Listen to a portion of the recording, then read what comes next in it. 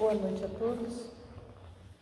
Que tenhamos momentos de paz e de reflexão e que essas venham ao encontro do nosso desenvolvimento. Sou muito grata aos irmãos pela confiança e oportunidade de trabalho, Zezinho, professor Roberto. Gratidão pela oportunidade de trabalho. Hoje nos propomos a refletir um pouquinho sobre o ponto de vista.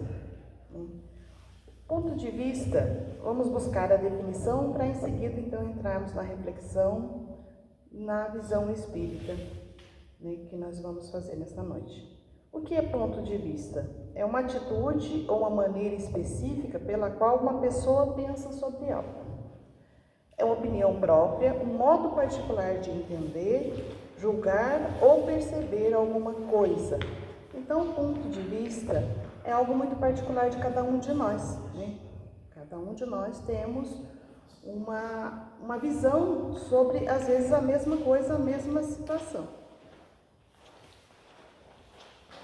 Então, compreendendo o que é ponto de vista, vamos buscar uma passagem do Evangelho de Jesus, segundo João, para podermos iniciar as nossas reflexões. Tornou a entrar Pilatos no palácio e chamou a Jesus e disse-lhes: Tu és rei dos judeus? Respondeu-lhe Jesus: O meu reino não é deste mundo. Se o meu reino fosse deste mundo, certo que os meus ministros haviam de pelejar, para que eu não fosse entregue aos judeus. Mas, por agora, o meu reino não é deste mundo. E diz então Pilatos: Logo tu és rei? Responde Jesus: Tu o dizes que eu sou rei. Eu não nasci e nem vim a este mundo, senão para testemunhar a verdade. Todo aquele que é de verdade ouve a minha voz. João, capítulo 18. Então, aqui, nesse diálogo de Pilatos e de Jesus, nós vamos perceber já a diferença do ponto de vista de cada um deles. Pilatos falava de uma realeza terrena. E percebemos na fala que Pilatos encontrava-se tenso, reivindicando direitos, reivindicando uma realeza terrena, do mundo que nós podemos ver e tocar. E Jesus falava de uma realeza da vida espiritual. Jesus falava da realeza moral. Jesus falava com um ponto de vista na vida espiritual. Ele não falava do mundo material, tanto que ele diz e deixa muito claro: meu reino não é deste mundo. Porque Jesus não veio a este mundo para disputar nenhum reinado, nenhum trono.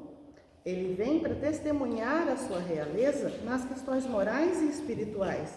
Ele vem para nos exemplificar que nós também teríamos condições para desenvolver as nossas possibilidades, as nossas capacidades, tal qual ele desenvolveu.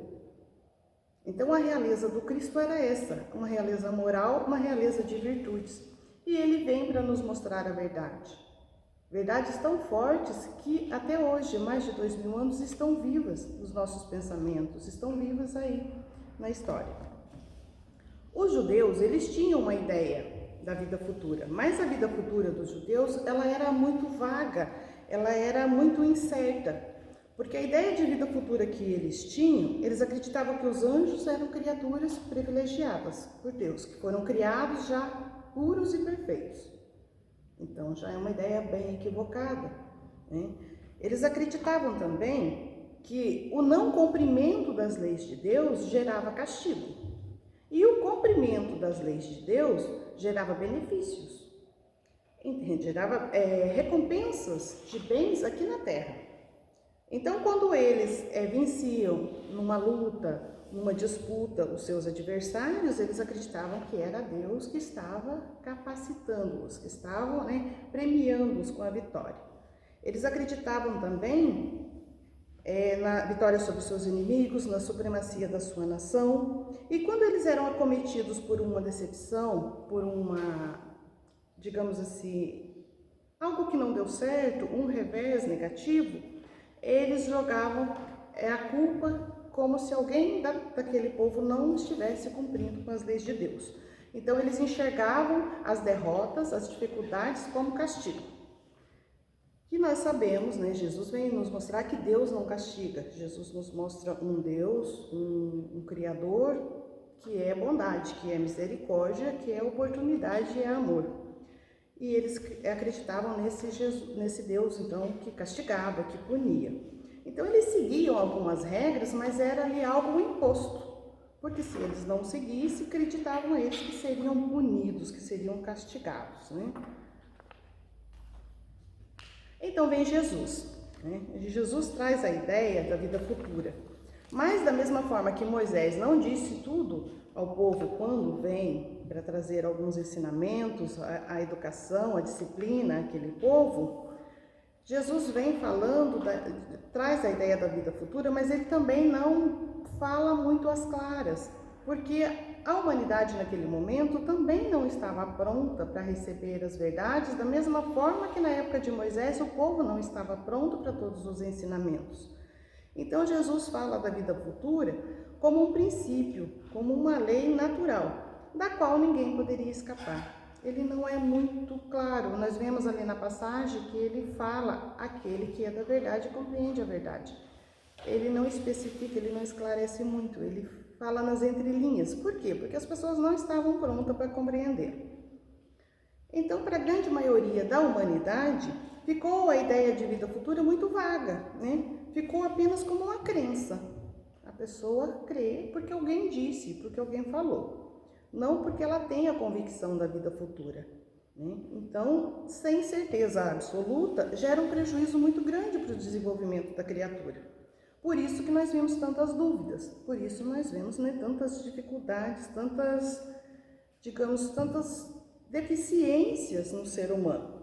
Porque a ideia da vida futura ficou só uma ideia vaga, uma ideia incompleta.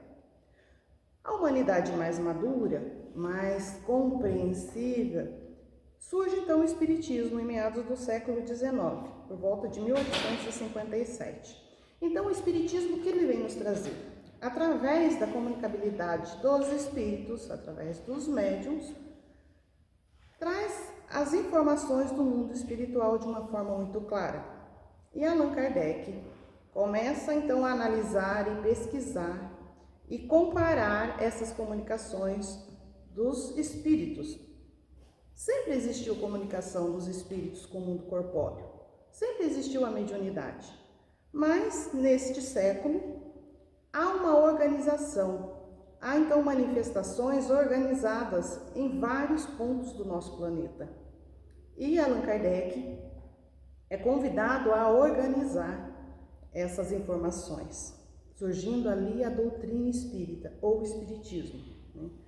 Então o espiritismo ele vem completar, através dessas comunicações, onde Kardec vai estudar, vai avaliar, vai comparar e comprovar se aqueles seres realmente existiram, porque as informações começam a chegar e esses espíritos começam a dizer que viveram entre nós, que viveram ali, e começa a citar endereços, cidades onde viveram, as famílias. Então Kardec vai buscar a verdade. Então, concluindo de que aquilo era possível, ele inicia-se a organização dos materiais que forma então o Pentateuco da doutrina espírita ou do espiritismo, né?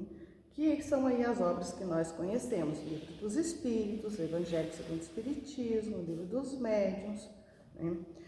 É o Céu e o Inferno, a Gênese, que forma então o Pentateuco que nos dá a base para estudarmos o espiritismo, a doutrina espírita. E o espiritismo ele vem completar, ele vem clarear para nós os ensinamentos de Jesus. Ele vem tirar aquele véu que ali cobria as verdades na fala do Cristo. Então ele vem nos auxiliar na nossa compreensão a respeito, principalmente da vida futura, né? Que é essa passagem que nós citamos, como em muitos outros ensinamentos. O Espiritismo nos traz ensinamentos sobre tudo no mundo, sobre todos os nossos questionamentos. Mas hoje nós vamos falar, né, principalmente da vida futura. Então o Espiritismo nos auxilia a compreender tudo que Jesus disse a respeito da vida futura, mudando então o nosso ponto de vista, mudando o ponto de vista que tínhamos da vida futura, que até então era muito incerta, ou era punitiva, ou ela salvava, ou ela castigava para toda a eternidade. O Espiritismo vem dizer que não, né? Que nós somos seres criados simples e ignorantes, com liberdade para desenvolver o nosso potencial e que através de acertos e erros nós vamos conquistando o nosso patrimônio de experiências. Nós somos frutos de nós mesmos, somos herdeiros das nossas atitudes, das nossas ações, e não só de uma existência, mas de várias existências. Então o Espiritismo nos esclarece que a vida futura não é só mais uma crença, é um fato. Como que o Espiritismo pode afirmar que é um fato? Como eu disse, Allan Kardec, quando ele começa a receber essas informações do mundo espiritual, ele inicia um trabalho todo de pesquisa, de investigação. As respostas precisavam vir iguais, através de vários médiuns de locais diferentes, de cidades diferentes, grupos que não se conheciam, para que ele pudesse ir então investigar se aquelas informações realmente aconteceram, e a partir daí era colocado então nas obras básicas. Não é algo assim, aconteceu, nós somos muito afoitos às vezes, né? Até mesmo nós espíritas, às vezes é uma comunicação, uma informação do mundo espiritual, nós já pegamos aquilo como uma verdade. E nós não estamos sendo espírita quando agimos assim. Porque o espírita, ele deve analisar, ele deve ir comparar a informação, se aquilo tem um motivo, se é verdade, se pode ser, e comprovar. Então não é porque veio do mundo espiritual que é uma verdade, né? O mundo espiritual é como o nosso. Tem as pessoas de boa vontade, que ainda ignoram a verdade, tem aqueles de má vontade que erram de propósito e provocam o equívoco e o erro também de propósito, e aqueles que são realmente esclarecidos. Então, às vezes, o Espírito nos traz uma informação equivocada e não é por intenção, é porque ele ignora a verdade, mas ele tem interesse em estar ali junto, estar presente, como diz. No momento que nós damos vazão a isso e nós passamos a acreditar naquelas informações, nós podemos ter problemas, né? Então, a doutrina espírita nos convida a analisar tudo que chega até nós. Não é uma doutrina, uma filosofia que nos trava e proíbe de pensar. Nós podemos questionar sobre tudo. Não é porque foi dito aqui no centro, que o palestrante falou, que é verdade. Não é porque foi um espírito que disse que é verdade.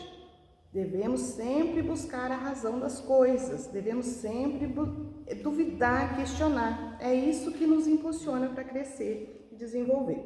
Isso é muito importante para nós que nos dizemos espíritas.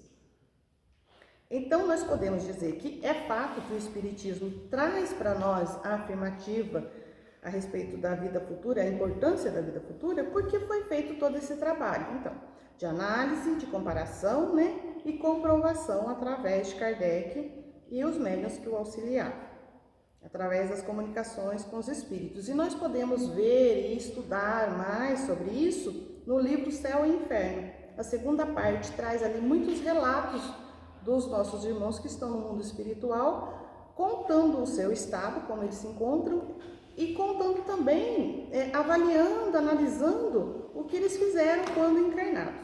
E isso nos serve de parâmetro, né, para a gente também ir observando a nossa forma de agir. Então, na Revista Espírita, de 1862, julho de 1862, Kardec escreve um texto sobre o ponto de vista. Este mesmo texto, depois é trabalhado, já bem enxuto, uma pequena parte é trabalhado no Evangelho segundo o Espiritismo, no segundo capítulo, ele traz ali, intitulado então, o ponto de vista, né? É um capítulo onde ele trata da vida futura e ali ele traz para nós um ponto de vista relacionado então à vida futura. A ideia clara e precisa que se faz da vida futura dá uma fé inabalável no futuro, e essa fé tem consequências imensas sobre a moralização dos homens, uma vez que muda completamente o ponto de vista sobre o qual encaram a vida terrena. Então, nós sabendo, o ser humano sabendo que a sua verdadeira vida é a vida futura, que não acaba tudo com a morte do corpo físico, essa certeza traz uma moralização muito grande para a criatura humana, porque ela já vai pensar mais nas suas atitudes, ela vai pensar mais na sua forma de agir, né? Ela vai ter menos apego, ela vai ter menos desespero diante das diversidades da vida, das dificuldades da vida, das decepções. Ela vai sofrer menos diante de uma doença, se ela precisar passar por uma dificuldade, por um período, né, que ela não dependa de uma outra pessoa. Ela vai encarar como algo passageiro. Se ela tiver um revés financeiro, ela vai encarar como algo passageiro, porque ela compreende, a criatura compreende que a sua verdadeira vida é a vida espiritual, que aqui nós estamos só de passagem, que nós estamos aqui para provar e expiar. Nós não estamos aqui também a passeio, né? Nós estamos, tem uma lógica, tem toda, é tudo perfeito, a engrenagem do universo é perfeita. Nós temos um motivo para aqui estarmos. Mas essa vida ela é passageira. Nós não podemos agir como se aqui fosse a única existência nossa, né? Porque há também um prejuízo quando nós acreditamos que essa é a nossa única vida.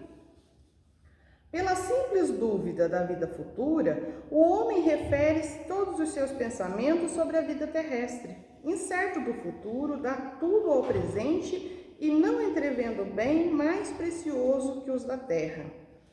Então, o homem tendo a simples dúvida da vida futura, como eu disse no início lá, que tem uma crença, porque alguém disse, nós vamos agindo, é aquela história, deixa a vida me levar e dá tudo certo.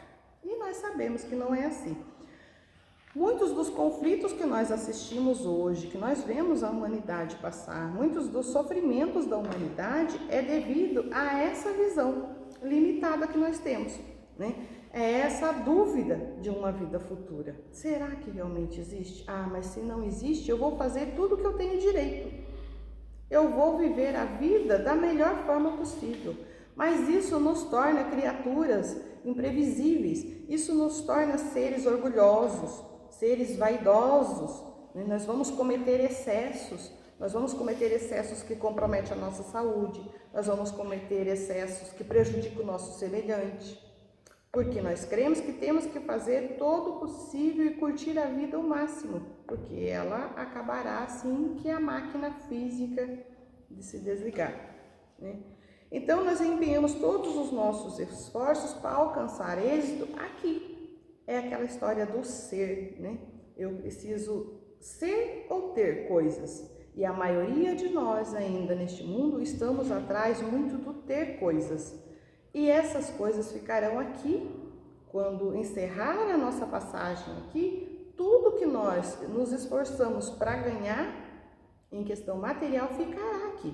Só levaremos conosco aquilo que fizemos de bom, aquilo que promovemos para melhorar a nós, aqueles que nos cercam e este mundo. Porque toda vez que colaboramos, que contribuímos na nossa melhoria, estamos agindo no bem. Toda vez que contribuímos para melhorar a humanidade, estamos agindo como co-criadores com Deus. E melhorando a criatura humana, nós melhoramos o nosso planeta, que é a casa que nos abriga. Olha como é grandiosa essa engrenagem, como ela é perfeita. E a simples dúvida de que a vida continua pode prejudicar tudo isso. Eu posso quebrar essa harmonia. Prejudicando a nossa saúde, nós vamos dar trabalho para aqueles que estão à nossa volta. Nós podemos partir dessa vida antes do nosso tempo programado. Nós vamos dar prejuízo até para o nosso, né, para a sociedade, porque nós vamos causar ali despesas com relação a tratamentos, a cuidados. Então, coisas que nós podemos evitar tendo uma visão de que aqui é uma vida passageira e nós devemos fazer o máximo para aproveitar esta oportunidade que estamos tendo. Mas devemos agir como criaturas conscientes. É mais uma oportunidade de experiência, de aprendizado, de quitar dificuldades e de desenvolver as potências da alma, da quais todos nós somos possuidores. Fomos criados simples e ignorantes, mas fomos criados para a perfectibilidade. e não agimos sempre demonstrando que somos conscientes a respeito disso. Isso mesmo sendo espírita, muitas vezes nós estamos na doutrina espírita, mas o espiritismo ainda não está em nós. Temos a dificuldade de absorver esses ensinamentos. Temos dificuldade de colocar em prática no nosso dia a dia. Por quê? Porque muitos de nós estamos vindo também de outras crenças, de outros segmentos, de outras experiências em outras vidas. E essas questões falam muito fortes ainda em nós. Então, aos poucos, nós vamos estudando, vamos nos orientando, vamos trocando ideia entre os amigos e assim nós vamos abrindo a nossa mente para o nosso desenvolvimento. Mas duvidar da vida futura já é um prejuízo enorme, não só para nós, como para toda a humanidade. A visão nossa fica muito limitada quando nós duvidamos, né? E para a gente não ter dúvida, nós precisamos estudar. Não basta alguém dizer para nós. Vamos procurar lá o céu e o inferno, onde os espíritos falam ali, relatam os seus casos, os seus fatos. Vamos pesquisar como foi que Kardec organizou essa doutrina. Vamos criar o nosso alicerce de conhecimento. Nós ficamos esperando muito o outro estudar e passar para nós as informações. Então, nós precisamos nos esforçar também, como seres imortais, precisamos nos esforçar para desenvolver a nossa bagagem, o nosso patrimônio espiritual. Mas então, eu acredito na vida futura, eu creio que tenho várias existências, isso não poderia prejudicar então o desenvolvimento nosso? Porque daí não teremos ambição, não vamos querer trabalhar, vamos querer ficar estagnado, alguns vão querer ficar quietinho para não cometer nenhum erro e esperar essa vida passar e depois ir para o mundo espiritual, já que a doutrina espírita fala que a vida espiritual é a verdadeira vida. Existe uma lei a qual nós somos regidos, que a doutrina espírita nos ensina, que é a lei do trabalho e a lei de conservação. E essa lei não permite que a criatura humana fique estagnada. Então, nós não corremos o risco de ficarmos parados, de não haver progresso, né? A certeza da vida futura não irá nos limitar. Sabendo que a criatura terá uma outra vida, ela não irá acomodar-se, nós não sabemos que não, né? Isso seria um prejuízo tanto para nós quanto para a humanidade. Estamos submetidos a essa lei de trabalho, essa lei de progresso. No Livro dos Espíritos, na questão 674, Kardec pergunta aos espíritos, né? A necessidade do trabalho, ela é uma lei natural? É normal, é natural a lei do trabalho? E a resposta dos benfeitores espirituais é: o trabalho é uma lei natural, é uma necessidade. A civilização obriga o homem a trabalhar mais, porque as suas necessidades também e prazeres também aumentam. Então, conforme a civilização vai acontecendo, conforme o progresso vai acontecendo, as necessidades da criatura humana vai acontecendo, né? E isso nos acalenta o ser, né? Está tudo certo. A gente fala assim, nunca a humanidade correu tanto e trabalhou tanto, mas está tudo certo. Porque se a civilização convida ao trabalho, se o progresso está sempre convidando a criatura ao trabalho, porque as suas necessidades aumentam, isso também vai desenvolvendo a inteligência, o intelecto, vai desenvolvendo as tecnologias, que são necessárias também para o mundo em desenvolvimento. Então está tudo certo dentro dessa engrenagem perfeita que é, né, o nosso mundo, que é o universo. Então a criatura humana não corre o risco de estagnar-se porque ela crê na vida futura. Ela está sendo regida pela lei de progresso e a lei de trabalho que está gravada dentro de cada um de nós.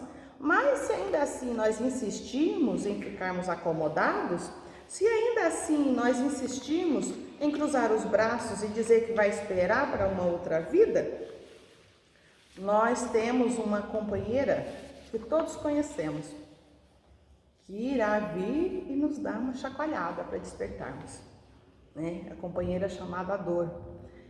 Quando muito preguiçosos, estagnados, vem a dor para nos dar uma chacoalhada, para nos convidar a nos mexermos novamente, a buscar o desenvolvimento novamente. Então, não é um prejuízo crer na vida futura. Então, Deus condena os bens materiais? Podemos também questionar sobre isso. Deus condena a riqueza? Deus condena os bens materiais? Nós temos, né, algumas questões assim sérias ainda dentro de nós que trazemos, alguns traumas, né, que trazemos através das várias crenças que todos nós já comungamos. Deus não condena os bens materiais. Deus não nos pede para que façamos voto de pobreza. Até porque as grandes fortunas, as grandes somas, elas são responsáveis e auxiliam muito no progresso do nosso mundo. São as grandes fortunas que financiam a educação, são as grandes fortunas que financiam as pesquisas científicas, as pesquisas que estão atrás de remédios e curas para as doenças. Então, as grandes somas e as grandes fortunas são necessárias para o nosso planeta.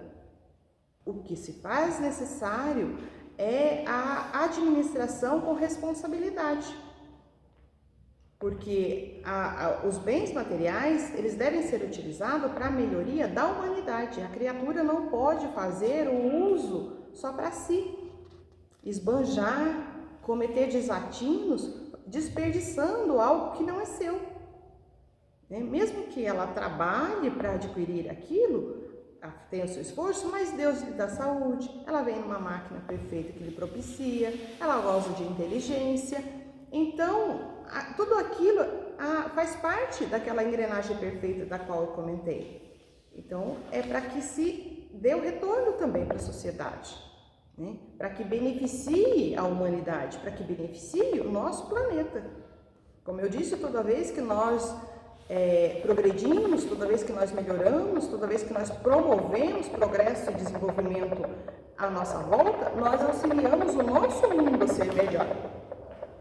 Então, nesse texto, Kardec diz: é muito natural, né, querer buscar os bens materiais. Ninguém proíbe de procurar o bem-estar e a sua existência terrena ser o mais agradável possível, mas sabendo que aqui estamos apenas momentaneamente, que um futuro melhor nos aguarda, pouco nos atormentamos com as decepções que experimentamos. Então, olha que maravilha, não é condenável as questões materiais, né? Não, o dinheiro nunca foi condenado. Ele faz parte deste mundo, faz parte dessa engrenagem necessária de desenvolvimento do mundo, da humanidade, do nosso planeta. Mas sabendo como tudo isso acontece e sabendo que nós estamos aqui momentaneamente, estamos de passagem, nós não vamos dar tanto valor às questões materiais. Se o carro estragou, tudo bem, estragou, era algo que estava aqui para eu usufruir. Se eu perdi aquela joia que a gente se apega tantas vezes achando que porque foi um familiar que deixou, era herança, tudo bem, é algo que vai ficar aqui. Se nos deparamos com um diagnóstico difícil, de uma doença difícil, vamos enfrentar, é passageiro. Quando eu estiver adentrando o mundo espiritual, essa doença fica aqui. As decepções, as separações, e uma das mais causadores de dor para nós ainda, para o ser humano, a separação através da morte, quando perdemos um ente querido. Nós vamos ter a certeza que nos encontraremos com esse ser, porque os vínculos de afeto e de amor, eles são para a eternidade. Toda vez que nos vinculamos com uma criatura, por simpatia, por afeto, por amor verdadeiro, esses vínculos perpetuarão. A morte não quebra esses laços, esses vínculos. Então, fica tudo muito mais belo e mais possível de suportar aqui, porque é tudo passageiro. A separação é passageira, a decepção é passageira. Eu não estou me decepcionando por acaso, nós vamos compreender que algo nós já fizemos para estar naquela condição. E teremos condições, então, de enfrentar as vicissitudes com essa visão no futuro. Continua Kardec. Mesmo com a certeza de não estar senão por pouco tempo num lugar, ainda quer aí estar melhor ou menos mal possível. Então, mesmo que nós estejamos aqui de passagem, devido a essa lei que nos rege, a lei do trabalho, a lei da conservação, a lei do progresso, nós queremos estar bem. Então, crer na vida futura não irá gerar o prejuízo para nenhum de nós. irá evitar que cometamos excessos, irá evitar que a gente faça menos bobagem, que seja menos apegado, irá evitar muito desespero, irá evitar muita dor, se nós tivermos essa certeza, né? Então vamos lembrar que a nossa condição numa vida futura depende muito também do nosso portar hoje, do que eu estou fazendo hoje, o que é que nós estamos fazendo hoje. O resultado da vida futura, no mundo espiritual ou uma outra existência, depende muito do que nós estamos fazendo agora. Então, cruzar os braços e ficar esperando a próxima existência não é uma opção, né? Porque nós sabemos que seremos visitados aí pela nossa companheira, né, dor, que faz parte deste plano, faz parte deste mundo, nos convidando então a nos movimentar em busca do nosso melhoramento. Essa vida, ela é passageira, mas ela tem toda uma importância. É de fundamental importância para a nossa evolução, para o nosso desenvolvimento. Então, tudo o que pudermos fazer para nos melhorarmos, estaremos aí melhorando a nossa condição no mundo espiritual, estaremos melhorando a nossa condição numa próxima existência. O Espiritismo, ele expande o nosso pensamento, ele abre novos horizontes e mostra que essa vida não é senão um elo no conjunto harmonioso e grandioso na obra do Criador. Então ela tem muita importância e tudo o que nós fizermos aqui é de suma importância. Então, ao invés de estarmos buscando apego, a valorizar excessivamente as questões materiais, vamos buscar as questões do espírito. Como nos tornarmos melhores, como nos tornarmos mais tolerantes, mais pacientes. Buscar também o desenvolvimento intelectual, que também é de suma importância. A criatura atinge a perfectibilidade. Para chegar a essa perfectibilidade, ele precisa desenvolver nos dois sentidos, o intelecto e o moral espiritual. Estão ali, são duas asas, né, de suma importância para todos nós. Estamos aqui de passagem, mas nós somos herdeiros de nós mesmos. O meu filho não pode herdar aquilo que eu fiz de bom neste mundo. Assim como eu não pude herdar o que fizeram de bom e nem de ruim os meus pais. Um professor pode nos ensinar e nos orientar, mas ele não pode evoluir e progredir por nós. O orientador da casa espírita pode promover o nosso esclarecimento, passando-nos informações, nos instruindo, mas só iremos evoluir, crescer e progredir se nós quisermos, se nós nos esforçarmos. Então, nós não podemos terceirizar a nossa evolução, o nosso progresso. Isso é responsabilidade nossa. Nós iremos desenvolver conforme o nosso esforço, mesmo que nós estejamos num ambiente propício para todo o nosso progresso, nosso desenvolvimento. Se nós não quisermos, ficaremos ali estagnados, esperando, né, a dor nos visitar. Só aquele que considera a vida futura pode atribuir ao presente a importância relativa, mas essa importância relativa é no sentido assim, de não ficar preso às questões materiais. A nossa vida é muito importante. Este momento que nós estamos aqui no planeta Terra é muito importante. As pessoas que estão à nossa volta, talvez nós não as encontraremos mais para poder exercitar aquelas mesmas questões que estamos exercitando agora. É importante e não é tão importante, e hoje nós somos convidados. Antes a gente ouvia assim, a criatura não deve fazer o mal. Se fizer o mal, vai para o inferno, né? Se fizer o bem, vai para o céu. Mas o Espiritismo vem nos dizer que não basta nós não fazermos o mal. Não fazer o mal não significa muita coisa. Nós levaremos conosco o que fizermos de bom. Toda a ação no bem levaremos conosco, patrimônio. E hoje o mundo nos convida incessantemente para que estejamos aí encorajados a agir no bem. Não basta não fazer o mal, porque aquele espaço que não tem ação, o mal vai adentrar e vai agir. Tem uma frase que eles dizem, né, que o bem é tímido e o mal é audacioso. Então, aquelas criaturas que têm a coragem de estar agindo no bem, devemos estar agindo no bem. vamos fazer o bem. O que é o bem?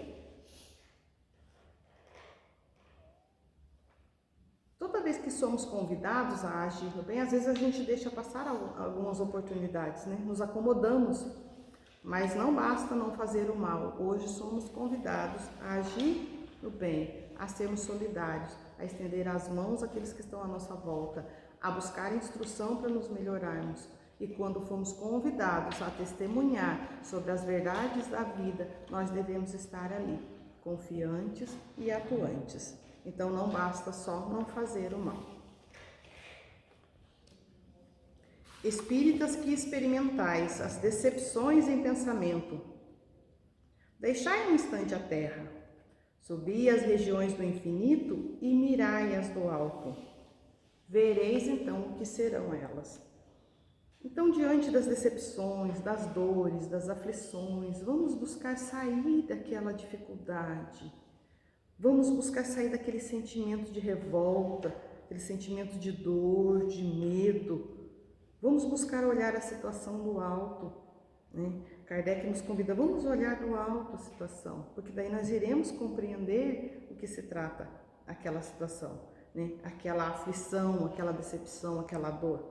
Elas não são mais nada do que oportunidades de aprendizado, oportunidades de trabalho, oportunidades de desenvolvimento, oportunidades para agirmos, oportunidade de crescimento. É isso que são as decepções, os obstáculos, as dificuldades, porque é através deles que nós vamos crescendo, que nós vamos podendo agir. E esse convite de Kardec, quando fala para olharmos do alto, vem a imagem assim, vamos imaginar um grupo de jovens num parque de diversões. Nós vamos soltá-los, vamos levá-los, deixá-los lá.